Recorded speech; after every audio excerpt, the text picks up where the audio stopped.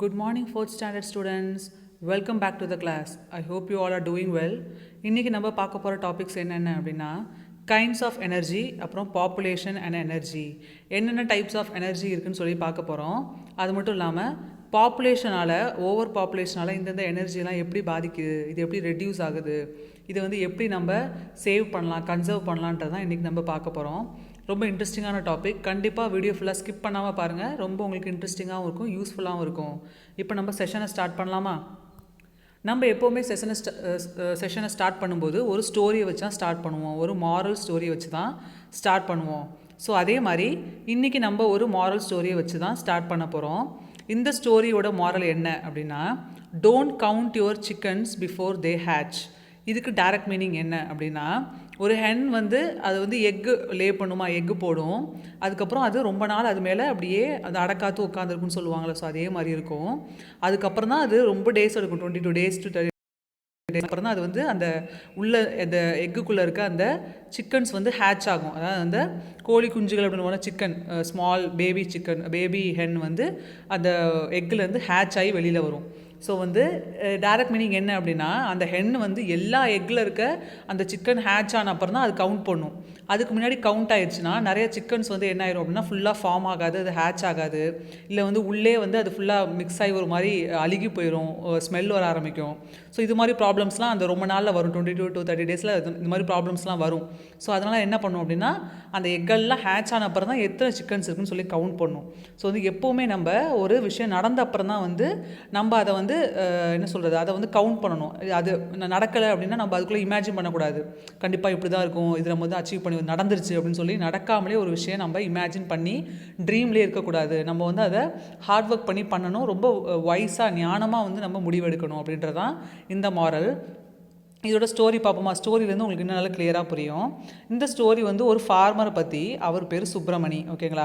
அவர் ரொம்ப ஏஜ்டான ஒரு ஃபார்மர். அவருக்கு வந்து ஒரு பொண்ணு இருக்காங்க, ஒரு கேர்ள் இருக்காங்க. அவங்களோட மேரேஜுக்கு இவர் வந்து மணி வந்து சேவ் பண்ணிகிட்ருக்காரு. மேரேஜ் பண்ணணும், அதுக்கு வந்து மணி தேவைப்படும்னு சொல்லி இவர் சேவ் பண்ணுறாரு.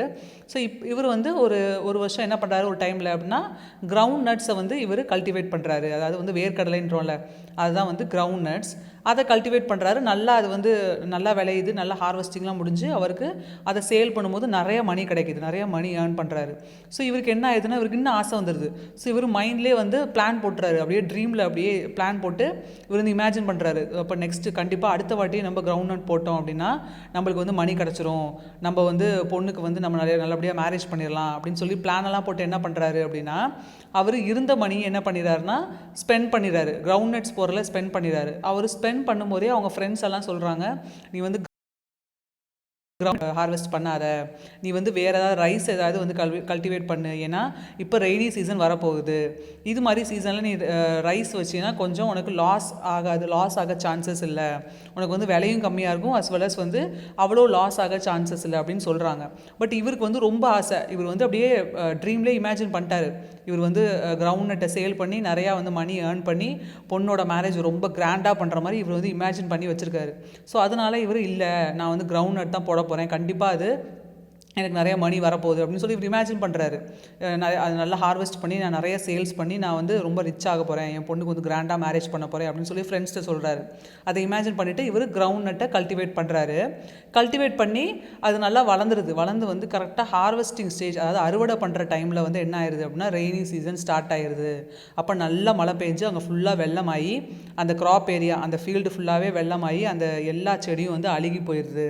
அந்த கிரவுண்ட் நட் அவர் கல்டிவேட் பண்ணார்ல அழுகி போயிடுது, டேமேஜ் ஆயிடுது. அப்போ வந்து அவருக்கு ஃபுல்லாக லாஸ் ஆயிடுது. அவர் போட்ட மணி எல்லாமே, அவர் ஏர்ன் பண்ண மணி எல்லாமே அதில் இன்வெஸ்ட் பண்ணிட்டாரு. ஸோ அவர் கையில் இருந்த எல்லா மணியுமே அவர் லாஸ் ஆயிடுச்சு. அப்புறம் ரொம்ப ஃபீல் பண்ணுறாரு, வருத்தப்படுறாரு. அப்போ தான் அவர் ரியலைஸ் பண்ணுறாரு, அவரோட ஃப்ரெண்ட்ஸ் எல்லாம் சொன்னாங்க, நீ வந்து நிறையா மணியை இன்வெஸ்ட் பண்ணாத, மணியை வேஸ்ட் பண்ணாத, நீ வந்து பேடி கல்டிவேஷன் பண்ணனா உனக்கு நிறையா மணி லாஸ் ஆகாது, அது மட்டும் இல்லாமல் உனக்கு அந்த பேடியும் அவ்வளோ லாஸ் ஆக சான்சஸ் இல்லை அப்படின்னு சொல்லி அவங்க அட்வைஸ் பண்ணப்போ இவர் கேட்கல. இவருக்கு வந்து ஒரு இமேஜினேஷன்லேயே, ஒரு கனவுலேயே இவர் வாழ்ந்தார். நான் வந்து கிரவுண்ட் நோட் போட்டுட்டேன், நான் வந்து அந்த மணியெல்லாம் ஏர்ன் பண்ணிட்டேன், பொண்ணுக்கு மேரேஜ் பண்ணிட்டேன் அப்படின்ற மாதிரி அவர் மைண்ட்லேயே ஒரு இமேஜினேஷனில் ஒரு ட்ரீம்லேயே வாழ்ந்தனால அவரால் அதை சக்ஸஸ் ஆக முடியல. அவருக்கு வந்து ஃபெயிலியர் ஆயிடுச்சு, லாஸ் ஆயிடுச்சு. அதுக்கப்புறம் என்ன பண்ணுறாரு அப்படின்னா, அவர் நிறையா லோன் எடுத்து நிறைய இடத்துல கடன் வாங்கி லோன் எடுத்து அவரோட பொண்ணோட மேரேஜ் பண்ணுறாரு. அதுக்கப்புறம் வந்து ரொம்ப கஷ்டப்பட்டு ரொம்ப வருஷம் அந்த லோனை வந்து அவர் வந்து கட்டுறாரு. அந்த லோன் மணியை வந்து அவர் கட்டி அதை அடைக்கிறாரு. ஸோ வந்து ரொம்ப ஃபீல் பண்ணுறாரு. நம்ம அன்னைக்கு வந்து ஒரு தப்பான முடிவு எடுத்தனால தான் இப்போ வரையும் நம்ம வந்து இப்படி கஷ்டப்படுறோம் அப்படின்னு சொல்லி ரொம்ப ஃபீல் பண்ணுறாரு. ஸோ இவர்கிட்ட வந்து நம்ம ஒரு லெசன் லேர்ன் பண்ணிக்கலாம். என்னது, நம்ம எப்போவுமே வந்து ட்ரீமில் வந்து ஒரு அப்படியே ட்ரீமில் வாழ்ந்துகிட்டே இருக்கக்கூடாது. ஒரு அசம்ஷனில், ஒரு கற்பனையில் வந்து நம்ம வாழ்ந்துகிட்டே இருக்கக்கூடாது. நம்ம ரியல் லைஃப்பில் என்ன இருக்கோ அதை வந்து நம்ம தெளிவாக முடிவெடுத்து பண்ணணும். ஸோ வந்து ஒரு விஷயம் நடக்கிறதுக்கு முன்னாடியே இது நடந்துருச்சு, நம்ம ஹாப்பியாக இருக்கலாம், நடந்துருச்சு அப்படின்ற மாதிரி நம்ம வந்து இமேஜினேஷன் பண்ணக்கூடாது. அது நடந்த அப்புறம் தான் நம்ம அதுக்கான ஸ்டெப்ஸ், அதுக்கு அடுத்த ஸ்டெப்ஸை நம்ம எடுக்கணும். எப்போவுமே ரொம்ப தெளிவாக ரொம்ப ஸ்லோவாக நல்லா யோசித்து டெசிஷன் எடுத்து தான் நம்ம ஒவ்வொரு விஷயத்தையும் பண்ணணும். இல்லைனா நம்மளுக்கு நிறையா லாஸ் ஆக சான்சஸ் இருக்குது. இதுதான் இந்த ஸ்டோரியிலேருந்து நம்ம லேர்ன் பண்ணிக்கிற ஒரு மாரல். இந்த சுப்பிரமணியம்ன்ற அந்த ஃபார்மர்கிட்டேருந்து நம்ம லேர்ன் பண்ணிக்கிற ஒரு மாரல் எப்போவுமே என்னது, ஒரு விஷயம் நடந்ததுக்கு அப்புறம் தான் அதை கவுண்ட் பண்ணணும், அதை வெளியில் சொல்லணும்.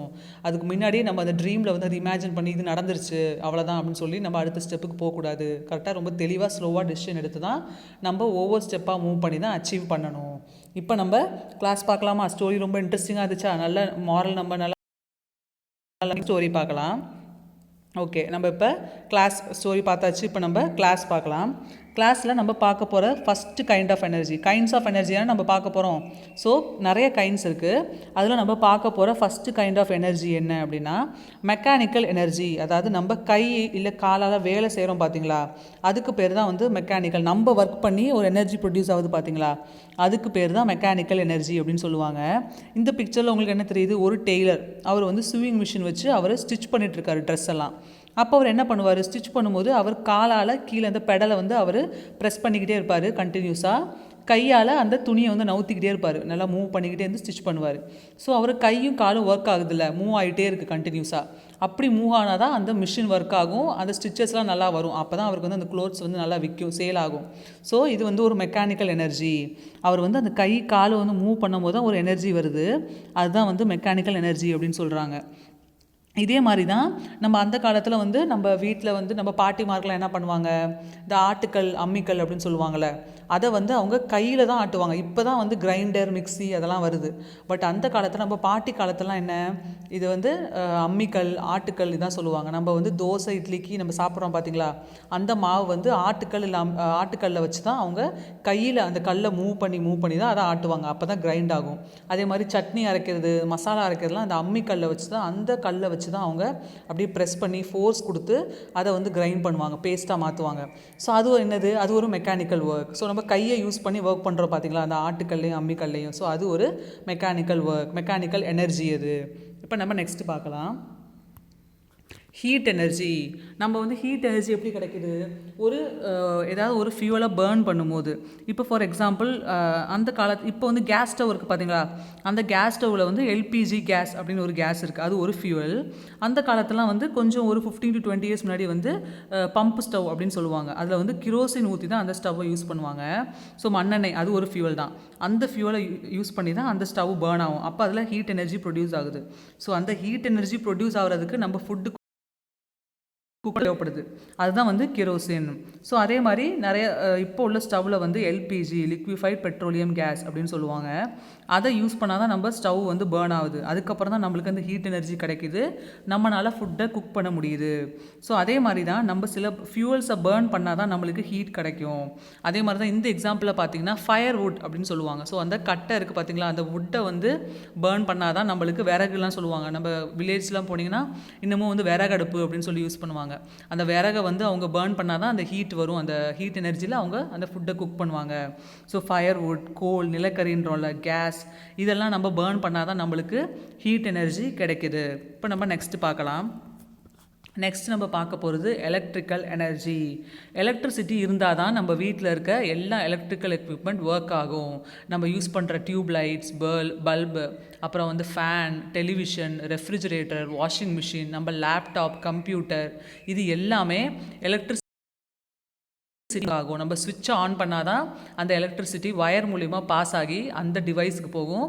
அது வந்து அந்த எலக்ட்ரிக்கல் இன்ஸ்ட்ருமெண்ட் வந்து அப்படியே சுற்றும் இல்லை ஓடும். ஸோ வந்து எலக்ட்ரிக்கல் எனர்ஜி இருந்தால் மட்டும்தான் இது எல்லாமே ஒர்க் ஆகும். இதில் என்ன தேவைப்படுது, எலக்ட்ரிக்கல் எனர்ஜி தேவைப்படுது. இப்போ நம்ம நெக்ஸ்ட் பார்க்கலாம். இங்கே பாருங்கள் விண்ட் எனர்ஜி. இங்கே ஒரு நீங்கள் செயிலிங் போட் பார்க்கலாம். அது மேலே வந்து ஒரு கிளாத் மாதிரி இருக்குது பார்த்தீங்களா, அதை வந்து அவங்க கட்டி வச்சுருக்காங்க, அட்டாச் பண்ணி மேலே கட்டி வச்சுருக்காங்க. ஸோ வந்து இதில் அந்த விண்டு இருந்தால் தான் இது வந்து நல்லா ஸ்டெடியாக மூவ் ஆகும். இங்கே என்ன தேவைப்படுது, அந்த போட் வந்து நல்லா மூவ் ஆகணும் அப்படின்னா அந்த விண்டு தேவைப்படுது. அது இருந்தால் தான் அது ஃபோர்ஸ் பின்னாடிருந்து அந்த விண்டோட ஃபோர்ஸ் வரும்போது அந்த வீலில் இருக்க அந்த பிளேட்ஸ் எல்லாமே சுற்றும், அப்போ அந்த போட் மூவ் ஆகும். அப்போ இங்கே விண்ட் எனர்ஜினால தான் அந்த போட் மூவ் ஆகுதுல்ல. ஸோ இதில் விண்ட் எனர்ஜி ரொம்ப தேவைப்படுது. இப்போ நம்ம நெக்ஸ்ட்டு பார்க்கலாம். இங்கே பாருங்கள் கெமிக்கல் எனர்ஜி. நம்ம சாப்பிட்ற ஃபுட்டு வந்து நம்ம எப்படி சாப்பிட்றோம், நம்ம வாயில் வந்து அந்த டீத்தை யூஸ் பண்ணி சூ பண்ணி நம்ம அதை ஸ்வாலோ பண்ணுறோம். அது நம்ம ஸ்டொமக் ஏரியாவுக்கு போகுது, அங்கே டைஜஸ்டிவ் சிஸ்டமில் டைஜஸ்ட் ஆகுது. டைஜஸ்ட் ஆகி அது கெமிக்கல் எனர்ஜியாக ஃபார்ம் ஆகுது. ஸோ வந்து நம்ம சூ பண்ணி டைஜஸ்டிவ் சிஸ்டம் போகுது, அங்கே டைஜஸ்ட் ஆன அப்புறம் கெமிக்கல் எனர்ஜியாக மாறுது. அந்த கெமிக்கல் சேஞ்சில் நம்மளுக்கு ஒரு எனர்ஜி கிடைக்குது. ஸோ இது கெமிக்கல் எனர்ஜி. இப்போ நம்ம நெக்ஸ்ட்டு பார்க்கலாம். இது பார்த்திங்களா லைட் எனர்ஜி. நம்மளுக்கு லைட் எனர்ஜி நேச்சுரலாக எங்கேருந்து கிடைக்கிது, நம்ம வீட்டில் நைட்டில் டியூப் லைட்ஸ் பல்ப்ஸ் எல்லாம் போடுறோம். பட் அது வந்து எலக்ட்ரிசிட்டி எனர்ஜி யூஸ் பண்ணி தான் அதெல்லாம் வந்து நம்மளுக்கு லைட் தருது. பட் நேச்சுரல் லைட் எனர்ஜி நம்மளுக்கு எங்கேருந்து கிடைக்கிது, சன்லேருந்து கிடைக்கிது. சன்னா வந்து நேச்சுரல் சோர்ஸ் ஆஃப் லைட். எப்போவுமே நம்மளுக்கு சன்லைட் தான் நேச்சுரலாக கிடைக்கிறது. அந்த லைட் இருந்தால் தான் நம்மளை சுற்றி இருக்க ஆப்ஜெக்ட்ஸ் எல்லாம் நம்ம மார்னிங் டைமில் பார்க்க முடியுது. நைட் டைமில் ரொம்ப இருட்டாக இருக்கும். நம்ம கையில் ஏதாவது லைட், எமர்ஜென்சி லைட் இல்லை டார்ச் லைட் இதெல்லாம் இருந்தால் தான் நம்ம வெளியில் போகும்போது தெரியும். இல்லைனா ரோட்டில் வந்து ஸ்ட்ரீட் லைட்ஸ் இருக்கும், அதெல்லாமே வந்து ஆர்டிஃபிஷியல் லைட்ஸ், மேட் லைட்ஸ், நம்ம க்ரியேட் பண்ண லைட்ஸ், அதெல்லாம் நேச்சுரல் கிடையாது. பட் மார்னிங் டைமில், டே டைமில் நேச்சுரல் லைட் இருக்குது பார்த்தீங்களா, அதெல்லாம் நம்மளுக்கு இருக்கிற ஆப்ஜெக்ட்ஸ் எல்லாம் தெரியுது. அது எப்படி, இந்த சன்லேருந்து நம்மளுக்கு கிடைக்கிற அந்த லைட்னால தான் நம்ம வந்து சுற்றி இருக்க ஆப்ஜெக்ட்ஸ் எல்லாம் நம்மளால் பார்க்க முடியுது. ஸோ இங்கே லைட் எனர்ஜி எங்கேருந்து வருது, நேச்சுரல் லைட் எனர்ஜி சன்லேருந்து. சன்லைட் தான் நம்மளுக்கு கிடைக்கிற லைட் எனர்ஜி. இப்போ நம்ம நெக்ஸ்ட் பார்க்கலாம். மேக்னெட்டிக் எனர்ஜி, அதாவது காந்தம் அப்படின்னு சொல்லுவாங்களே அந்த எனர்ஜி. அது வந்து அயன் பீசஸ் எல்லாம் வந்து அப்படி ஹோல்ட் பண்ணி இழுத்துரும். இங்கே கீழே நீங்கள் பார்த்தீங்கன்னாவே தெரியும், அந்த நெயில்ஸ், அதாவது அந்த ஆணிகள்லாம் இருக்குது பார்த்தீங்களா, அது எல்லாத்தையும் இது வந்து ஒட்டிக்கிச்சு பார்த்தீங்களா, அது அப்படியே புல் பண்ணிடுச்சு. ஸோ மேக்னெட்டிக் எனர்ஜி அப்படின்னு சொல்லுவாங்க. இதில் நார்த் போல், சவுத் போல் அப்படின்னு சொல்லி 2 போல்ஸ் இருக்கும். இது நம்ம இது மாதிரி அயன் நெயில்ஸ் இல்லை அயன் ஆப்ஜெக்ட்ஸ் பக்கத்தில் எடுத்துகிட்டு போனோம் அப்படின்னா அது அப்படியே ஸ்டிக் ஆகிக்கும், ஒட்டிக்கும். ஸோ அதுக்குள்ளே ஒரு எனர்ஜி இருக்குது, அந்த எனர்ஜி தான் அதை அப்படியே புல் பண்ணுது. இப்போ வந்து இந்த நெயில்ஸ் எல்லாம் கீழே தானே இருக்குது, அது எப்படி மேலே வந்துச்சு, இந்த மேக்னெட்டில் இருக்க ஒரு எனர்ஜி வந்து அதை அப்படியே புல் பண்ணிருச்சு, இழுத்துருச்சு, அதான் போய் அது ஸ்டிக் ஆயிடுச்சு. ஸோ அந்த எனர்ஜி பேர் என்ன அப்படின்னா மேக்னெட்டிக் எனர்ஜி. இப்போ நம்ம நெக்ஸ்ட் பார்க்கலாம். இங்கே பார்த்தீங்களா, இது வந்து நம்ம எல்லாருக்குமே தெரியும். இதில் வந்து என்ன பண்ணுவாங்க, ஸ்டோன் வச்சு நம்ம வந்து சின்ன வயசில் விளையாடும் போதெல்லாம் அது எலாஸ்டிக்காக இருக்கும். அதில் ஸ்டோன் வச்சு நம்ம ஏதாவது மேலே அடித்தோம் அப்படின்னா ரொம்ப வலிக்கும். அது பேர் கேட்டபல்ட் அப்படின்வாங்க. அது வந்து அப்படி ஸ்ட்ரெச் பண்ணி அந்த எண்டில் வச்சு அப்படி இழுத்தோம் அப்படின்னா அது ஃபோர்ஸாக போய் எங்கேயாவது போய் விழுவோம். ஸோ அது வந்து நிறைய பேர் விளையாடுறதுக்கு ரொம்ப யூஸ் பண்ணுவாங்க. நிறையா ஹண்டிங்கில் வந்து சில பேர் அதை யூஸ் பண்ணுவாங்க. ஹண்டிங்கில் இல்லை வந்து ஒரு தற்காப்புக்கு டிஃபென்ஸ்க்காக, அது ரொம்ப சின்னதாக இருக்குல்ல, ஸோ டிஃபென்ஸ்க்காக யூஸ் பண்ணுவாங்க.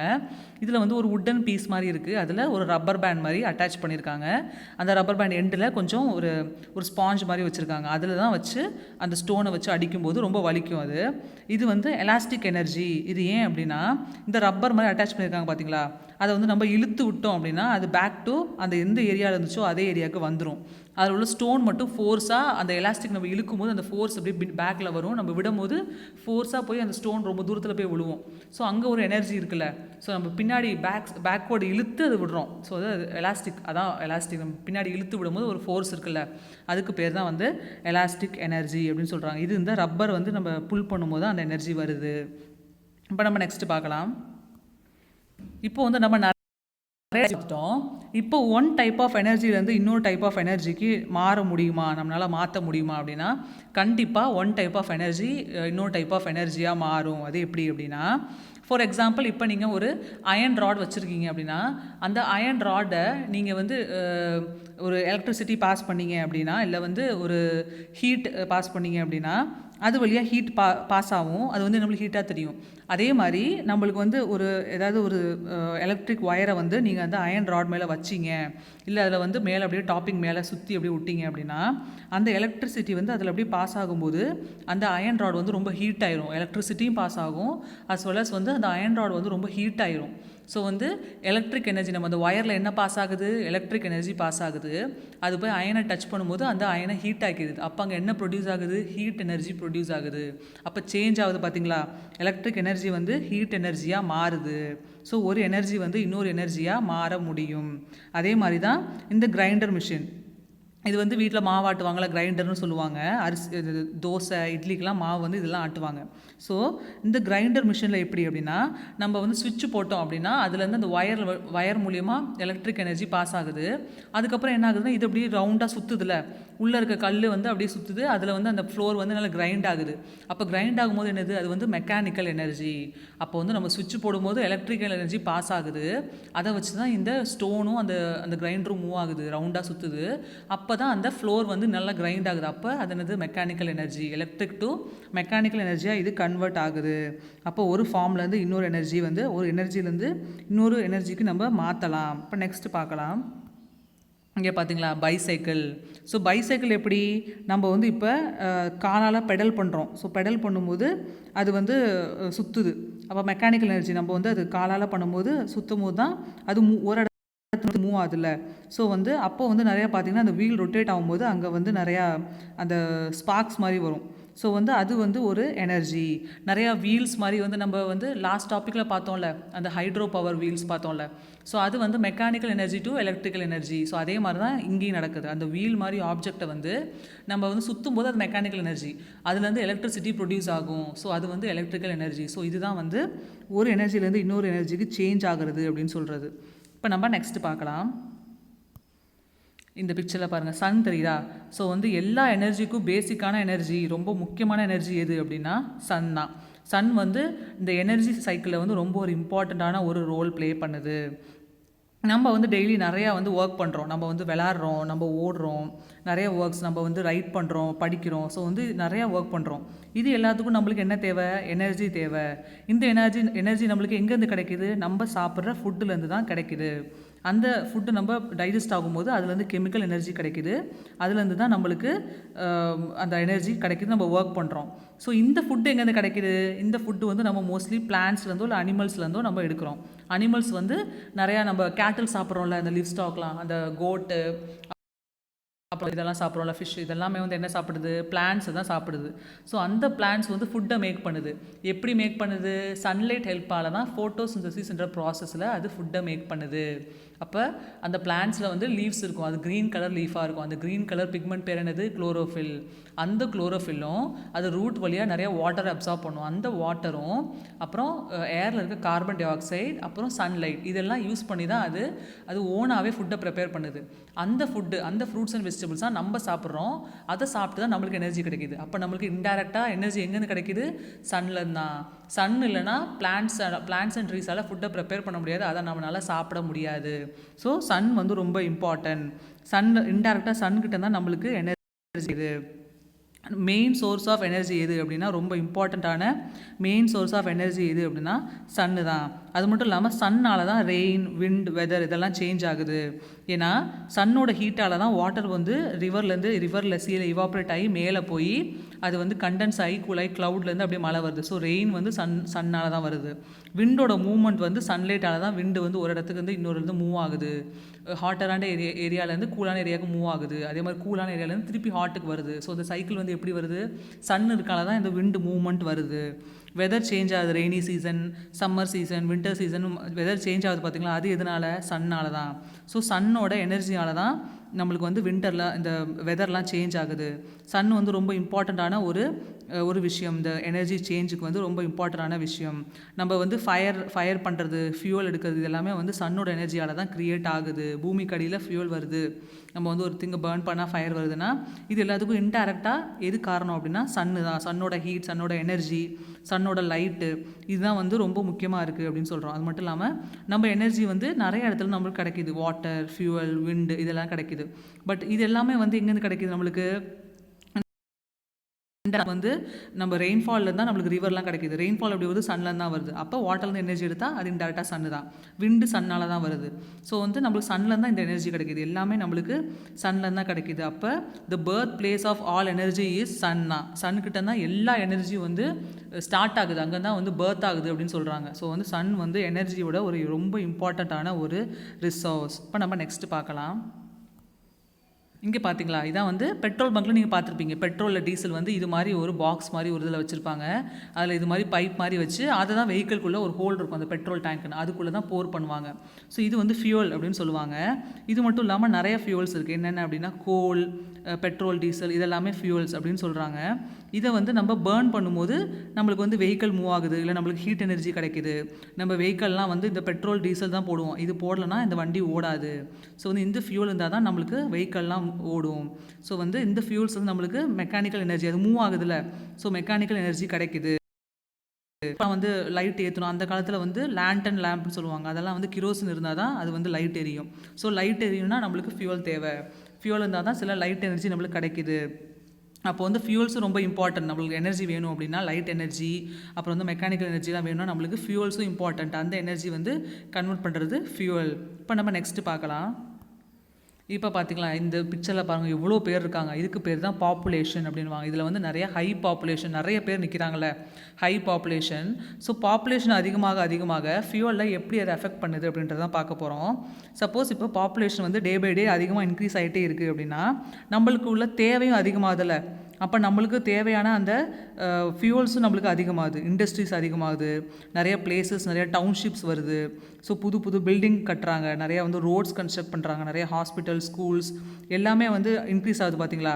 அப்போ பாப்புலேஷன் அதிகமாச்சு அப்படின்னா நிறைய நம்மளுக்கு டிமாண்ட்ஸ் அதிகமாகுது. நம்மளுக்கு ஸ்கூல் வேணும், ஹாஸ்பிட்டல்ஸ் வேணும், ரோடு வேணும், கம்பெனிஸ் வேணும், இப்படி நிறைய கேட்குறோம். அதே மாதிரி நம்மளுக்கு எனர்ஜியும் அதிகமாக தேவைப்படுது. அவ்வளோ பாப்புலேஷன்ஸ்க்கு நிறையா ஃபுட்டு வேணும், நிறையா ஃபியூல் வேணும், நிறையா வுட்டு, கோல், பெட்ரோல், கிரோசின் இதெல்லாமே ரொம்ப அதிகமாக தேவைப்படுதில்ல. அப்போ நம்ம நிறையா யூஸ் பண்ணும்போது அது ஃபாஸ்ட்டாக தீருது. அப்போ பாப்புலேஷன் அதிகமாக அதிகமாக ஃபியூலோட டிமாண்டும் அதிகமாகுது. அப்போ நம்ம அதை கரெக்டாக பார்த்து யூஸ் பண்ணணும், இல்லைனா அந்த ஃபியூல் வந்து தீர்றதுக்கு சான்சஸ் இருக்குது. இப்போ நம்ம நெக்ஸ்ட்டு பார்க்கலாம். இந்த பிக்சரில் பார்த்தீங்களா கோல் தெரியுதா. ஸோ வந்து கோல் வந்து ஒரு ஃபியூவல். கோல் பேர்ன் பண்ணி தான் நம்மளுக்கு எலக்ட்ரிசிட்டி நிறையா நம்மளுக்கு கிடைக்குது. நிறையா அந்த காலத்தில் ட்ரெயின்ஸ்லலாம் வந்து அந்த இன்ஜின் ரன் பண்ணுறதுக்கு கோல்ஸ் தான் யூஸ் பண்ணுவாங்க. இப்போ தெர்மல் பவர் பிளான்ட்டில் இந்த கோலை பேர்ன் பண்ணி தான் எலக்ட்ரிசிட்டி ப்ரொடியூஸ் பண்ணுறாங்க. ஸோ வந்து நம்ம பாப்புலேஷன் அதிகமாச்சுன்னா நம்ம நிறைய வீடு கட்டுவோம். அப்போ அந்த வீடுக்கு எலக்ட்ரிசிட்டி தேவைப்படும். அப்போ எலக்ட்ரிசிட்டி தேவைப்பட்டால் நிறைய கோலை பேர்ன் பண்ணணும். அப்போ பார்த்தீங்களா இன்டெரக்டாக நம்மளுக்கு நிறைய ஃபியூல் தேவைப்படுது, நிறைய வந்து கோல் தேவைப்படுது. அதே மாதிரி நம்ம பாப்புலேஷன் அதிகமாச்சுன்னா நம்மளுக்கு வெஹிக்கல் தேவை. அந்த வெஹிக்கல் ஓடுறதுக்கு பெட்ரோல், டீசல் தேவை. அப்போ நம்மளுக்கு ஃபியூல் அதிகமாக தேவைப்படுது. அப்போ நம்மளுக்கு டிமாண்ட் அதிகமாக, ஃபியூல் டிமாண்ட் அதிகமாகுது. இதெல்லாம் வந்து குறைபாடு ஆயிடுச்சு அப்படின்னா, நம்ம அதிகமாக யூஸ் பண்ணோம் அப்படின்னா கண்டிப்பாக இது எல்லாத்துலேயும் வந்து குறைபாடு வந்துடும். நம்ம நிறைய யூஸ் பண்ணுறோன்னா தீர்ந்து போயிடும்ல, அப்போ இது குறைஞ்சிரும். அப்போ நம்ம என்ன பண்ணணும் அப்படின்னா ரெனியூவபிள் ரிசோர்ஸ் இருக்குது பார்த்தீங்களா, அதை யூஸ் பண்ணுவோம். இந்த wind energy, hydro energy, solar energy இதெல்லாம் யூஸ் பண்ணோம் அப்படின்னா கண்டிப்பாக நம்மளால் வந்து அது எப்போவுமே நம்மளுக்கு கிடைக்கும். இந்த பிக்சரை பார்த்தீங்களா, இதான் வந்து சோலார் எனர்ஜி. இதை வந்து சோலார் செல்ஸ் அப்படின்னு சொல்லுவாங்க, ஃபோட்டோ வோல்டேக் செல்ஸ் அப்படின்னு சொல்லுவாங்க. இது என்ன பண்ணும் அப்படின்னா சன்லைட் இருக்குது பார்த்தீங்களா, அந்த சன்லைட்லேருந்து ஹீட்டை அப்சார்ப் பண்ணி அதை எலக்ட்ரிசிட்டியாக கன்வெர்ட் பண்ணி நம்ம யூஸ் பண்ணிக்கலாம். அதுக்கு தான் இந்த சோலார் வோல்டேக் செல்ஸ் யூஸ் பண்ணுறாங்க. ஸோ இது மாதிரி எனர்ஜிலாம் நம்ம யூஸ் பண்ணோம் அப்படின்னா இது எப்போவுமே தீராது. இதெல்லாம் வந்து ரெனியூவபிள் எனர்ஜி அப்படின்னு சொல்லுவாங்க. சன்லைட் டெய்லி நம்மளுக்கு கிடைக்குது. டெய்லி மார்னிங் சூரியன் உதிக்குதுல, சன் வருது, அதுலேருந்து லைட் வருது. ஸோ அந்த லைட்லேருந்து இது ஹீட்டை அப்சார்ப் பண்ணி எலக்ட்ரிசிட்டியாக கன்வெர்ட் பண்ணுதா. ஸோ இது வந்து ரெனியூவபிள் எனர்ஜி. நம்ம வந்து இந்த கோல், பெட்ரோல், கிரோசின், டீசல் இது மாதிரியான யூஸ் பண்ணாமல் அதெல்லாம் வந்து நான் ரெனியூவபிள் எனர்ஜி, தீர்ந்து போச்சுன்னா மறுபடியும் கிடைக்காது. இது மாதிரி solar, wind energy, hydro energy இதெல்லாம் நம்ம யூஸ் பண்ணோம் எப்போவுமே நம்மளுக்கு கிடைக்கும். ரினியூவபிள் ஆகிட்டே இருக்கும், திரும்ப திரும்ப நம்மளுக்கு புதுசாக கிடச்சிக்கிட்டே இருக்கும் எவ்ரி இயர். ஸோ இது மாதிரியான எனர்ஜி நம்ம யூஸ் பண்ணோன்னா நம்மளுக்கு ரொம்ப யூஸ்ஃபுல்லாக இருக்கும்.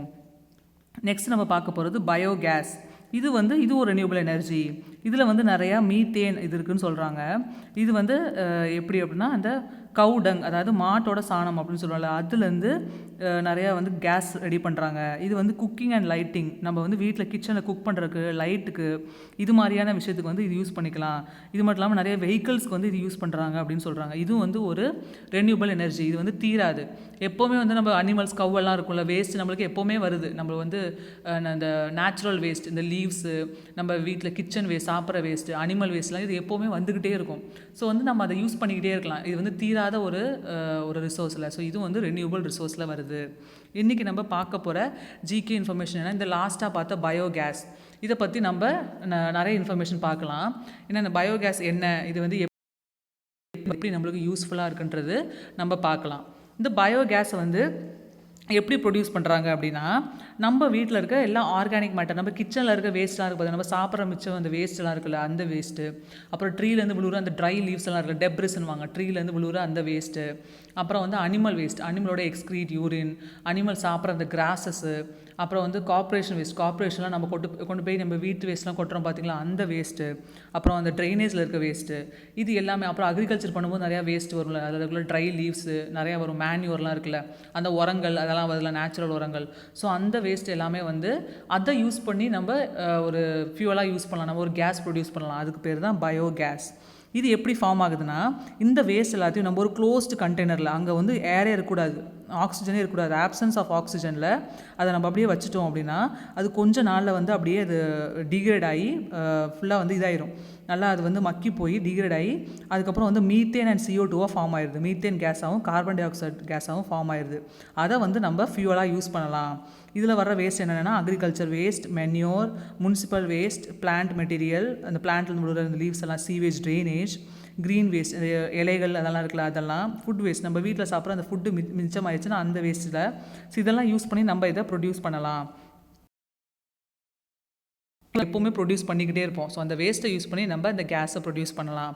இந்த பிக்சரில் நீங்கள் பார்த்தீங்கன்னா கிளியராக தெரியும், ஒரு வீடு இருக்குது, ஒரு மாட்டு தொழுவம் இருக்குது, ஒரு மாடு அப்புறம் கோட்டெல்லாம் இருக்குது, ஒரு வந்து ரெஸ்ட் ரூம், ஒரு டாய்லெட் இருக்குது, அப்புறம் இந்த சைடில் ஒரு ஃபார்மிங் பண்ணுற ஒரு லேண்ட் இருக்குது, அங்கே மென்யூர் சேவ் பண்ணி வச்சுருக்காங்க, மென்யூர் இருக்குது. ஸோ இந்த மென்யூர் சேவ் பண்ணி வச்சுருக்க அந்த தொட்டியிலேருந்து கொஞ்சம் கேஸ் போகுது, அப்புறம் அந்த டாய்லெட்லேருந்து அங்கேருந்து அந்த போகிற வேஸ்ட் இந்த பைப்பில் கனெக்ட் பண்ணியிருக்காங்க, அப்புறம் இந்த மாட்டு தொழுவத்தில் இருக்க அந்த கவுடங், அந்த மாட்டு சாணம், அதோட யூரின் அதெல்லாம் வந்து கலெக்ட் பண்ணி இங்கே கொண்டு போகிறாங்க. இது எல்லாம் சேர்ந்து அந்த டேங்க்கில் வந்து கேஸாக ஃபார்ம் ஆகி அந்த கேஸ் அந்த ப்ளூ கலர் பைப் தெரியுது பார்த்தீங்களா, வீட்டுக்குள்ளே போகுது, அங்கே போய் மேலே ரவுண்ட் அந்த சர்க்கிள் போட்டிருக்காங்க பாருங்க, அங்கே பாருங்கள் அந்த கேஸ் போய் வீட்டில் அந்த ஸ்டவ்வில் கனெக்ட் ஆகுது, அங்கே குக் பண்ணுறாங்க. ஸோ குக்கிங் பர்பஸ்க்கு கிச்சனில் கனெக்ட் பண்ணியிருக்காங்க, அந்த கேஸால் குக் பண்ணுறாங்க. இது மாதிரி நம்ம யூஸ் பண்ணிக்கலாம், வீட்டில் கூட யூஸ் பண்ணிக்கலாம், நிறைய பெரிய ஃபேக்ட்ரிஸில் கூட இது மாதிரி க்ரியேட் பண்ணுறாங்க. ரொம்ப யூஸ்ஃபுல்லான ஒரு கேஸ் இது. இதில் வந்து ரொம்ப அதிகமாக இருக்கிறது என்ன, மீத்தேன் கேஸும் கார்பன் டை ஆக்சைடு கேஸும். இதில் ஒரு ஸ்மால் அமௌண்ட் ஆஃப் ஹைட்ரோஜன்ஸ் ஆகிருக்கு. இதை வந்து மோஸ்ட்லி ஃபியூவல் பர்பஸ், அதாவது பர்னிங் பர்பஸ், ஹீட் க்ரியேட் பண்ணுறதுக்காக தான் இதை யூஸ் பண்ணுறாங்க. நிறையா விஷயத்தை ஹீட் பண்ணுறதுக்கும் குக்கிங் பண்ணுறதுக்கும் யூஸ் பண்ணுறாங்க. அது மட்டும் இல்லாமல் கேஸ் இன்ஜின் சொல்லி ஒரு இன்ஜின் இருக்குது, அதுக்குள்ளே இந்த கேஸை வந்து நம்ம யூஸ் பண்ணோம் அப்படின்னா இந்த கேஸ்க்குள்ளே இருக்க எனர்ஜியை வந்து அது எலக்ட்ரிக்கல் அல்ல ஹீட் எனர்ஜியாக மாற்றி கொடுக்குது அப்படின்னு சொல்கிறாங்க. ஸோ இதில் எலக்ட்ரிசிட்டி யூஸ் பண்ணலாம், as well as ஃபியூவலாகவும் யூஸ் பண்ணலாம். இந்த பயோகேஸை வந்து நம்ம கம்ப்ரஸ் பண்ணோம் அப்படின்னா இதில் இருக்க கார்பன் டை ஆக்சைடு ரிமூவ் பண்ணோன்னா கம்ப்ரஸ் ஆயிரும். அதை வந்து நம்ம ஒரு கண்டெய்னரில் போட்டு அடைச்சிக்கலாம். இப்போ நம்ம வீட்டில் யூஸ் பண்ணுற அந்த LPG கேஸ்லாம் இருக்குது பார்த்தீங்களா, லிக்விட் பெட்ரோலியம் கேஸ் வந்து அது வந்து கம்ப்ரஸ் நேச்சுரல் கேஸ் அப்படின்வாங்க. அது வந்து ஒரு கண்டெய்னருக்குள்ளே அந்த சிலிண்டருக்குள்ளே கம்ப்ரஸ் பண்ணி வச்சுருக்காங்களே, அதே மாதிரி நம்ம இந்த பயோகேஸையும் ஒரு சிலிண்டரில் ஏதாவது ஒரு கண்டெய்னருக்குள்ளே கம்ப்ரஸ் பண்ணி வச்சு யூஸ் பண்ணலாம். அது எப்படின்னா அதுக்குள்ளே இருக்க CO2 நம்ம ரிமூவ் பண்ணிட்டோன்னா அது கம்ப்ரஸ் ஆகிரும், அப்புறம் நம்ம ஒரு கண்டெய்னரில் போட்டு அதை யூஸ் பண்ணிக்கலாம். இது வந்து CNG மாதிரியும் யூஸ் பண்ணிக்கலாம். நிறையா மோட்டார் வெஹிக்கல்ஸ்க்கு இது ஃபியூவலாகவும் யூஸ் ஆகுது அப்படின்னு சொல்கிறாங்க. இது வந்து வாலட்டைல் அப்படின்றாங்க, அதாவது ஈஸியாக பேர்ன் ஆகிடும். நம்ம வீட்டிலலாம் வச்சு யூஸ் பண்ணால் ரொம்ப கேர்ஃபுல்லாக இருக்கணும், இல்லை அது வந்து பேர்ன் ஆகி பர்ஸ்ட் ஆக சான்ஸ் இருக்குது, ரொம்ப டேஞ்சராக சான்ஸ் இருக்குது. ரொம்ப கேர்ஃபுல்லாக இதை ஹேண்டில் பண்ணணும். இது வந்து நல்லா கவர் பண்ணி ஒரு பெரிய கண்டெய்னரில், இல்லை வந்து மெட்டல் கண்டெய்னரில், இல்லை ஏதாவது ஒரு சிமெண்ட் மாதிரி வச்சு அதுக்குள்ளே வச்சு நம்ம கண்டெயின் பண்ணி வைக்கணும். இது வந்து ஓப்பனாக வைக்கக்கூடாது, இல்லைனா என்ன ஆகும் அப்படின்னா ஒன்று பர்ஸ்ட் ஆக சான்சஸ் இருக்குது, இல்லைனா அதில் இருக்க அந்த methane carbon dioxide gas வந்து ஏரில் மிக்ஸ் ஆயிடுச்சு அப்படின்னா குளோபல் வார்மிங் க்ரியேட் ஆக சான்சஸ் இருக்குது. குளோபல் வார்மிங்னா நம்ம பூமி வந்து ரொம்ப ஹீட் ஆயிரும் அதிகமாக. அப்போ சம்மர் டேஸில் வந்து நம்மளால் வந்து ஹீட்டை டாலரேட்டே பண்ண முடியாது, அந்தளவுக்கு ஹீட் ஆயிரும். ஸோ இது மாதிரி குளோபல் வார்மிங் க்ரியேட் பண்ணுறதுக்கு சான்சஸ் இருக்குது. ஸோ அதனால் கண்டிப்பாக இந்த பயோகேஸை நம்ம கவர் பண்ணி கண்டெயின் பண்ணி தான் வைக்கணும், ஓப்பனாக வைக்கக்கூடாது. இந்த கம்ப்ரஸ்ட் பயோகேஸை ஆல்ரெடி ட்ரெயினில் ஃபியூவலாக யூஸ் பண்ணுறாங்க. இந்த கேஸை வச்சு ட்ரெயின் மூவ் ஆகுதான். ஆல்ரெடி ட்ரெயினுக்கு வந்து இந்த கேஸை ஃபியூவலாக யூஸ் பண்ணிகிட்ருக்காங்க. எந்தெந்த கண்ட்ரியில் அப்படின்னா ஸ்வீடன், சுவிட்சர்லாண்ட், அப்புறம் ஜெர்மனி, இந்த 3 கண்ட்ரிலையும் ஆல்ரெடி இது ட்ரெயினுக்கு ஃபியூவலாக யூஸ் பண்ணி அந்த ட்ரெயின் ஓடுது. ஸோ வந்து எக்ஸ்பெரிமெண்ட் பண்ணிட்டாங்க. ஸோ வந்து அந்த அளவுக்கு ஃபாரின் கண்ட்ரிஸ் தான் இருக்காங்க. இது வந்து ரொம்ப யூஸ்ஃபுல்லான ஒரு எனர்ஜி, ஒரு வந்து ரெனியூபிள் எனர்ஜி, மறுபடியும் நம்மளுக்கு கிடைக்கக்கூடியது. நம்ம வந்து இது தீரவே தெரியாது, எப்போவுமே வேஸ்ட் நம்மளுக்கு கிடைக்கும். ஸோ வேஸ்ட்டை நம்ம அதை வந்து நம்ம ஃபர்மெண்ட் பண்ணி டிகிரேட் பண்ணி நம்ம இந்த கேஸை ப்ரொடியூஸ் பண்ணிக்கலாம். கண்டிப்பாக இந்த இன்ஃபர்மேஷன் உங்களுக்கு யூஸ்ஃபுல்லாக இருந்திருக்கும் நம்புறேன். ரொம்ப யூஸ்ஃபுல்லான இன்ஃபர்மேஷன், ஒரு இன்ட்ரெஸ்டிங்கான இன்ஃபர்மேஷன். இதை நம்ம வீட்டில் கூட பண்ணலாம். நம்ம வந்து இந்த நேச்சுரல் கேஸ், இந்த ஃபியூவல்லாம் நம்ம வேஸ்ட் பண்ணாமல் இதை கூட நம்ம ஃபாலோ பண்ணிக்கலாம். கண்டிப்பாக கிளாஸ் ரொம்ப இன்ட்ரெஸ்டிங்காக இருந்திருக்கும் நம்புகிறேன். நல்லா கவனிச்சிருப்பீங்க நம்புகிறேன். நல்லா வந்து படித்து ப்ரிப்பேர் பண்ணி எக்ஸாம் நல்லா பெர்ஃபார்ம் பண்ணுங்கள். All the best students. Thank you for listening.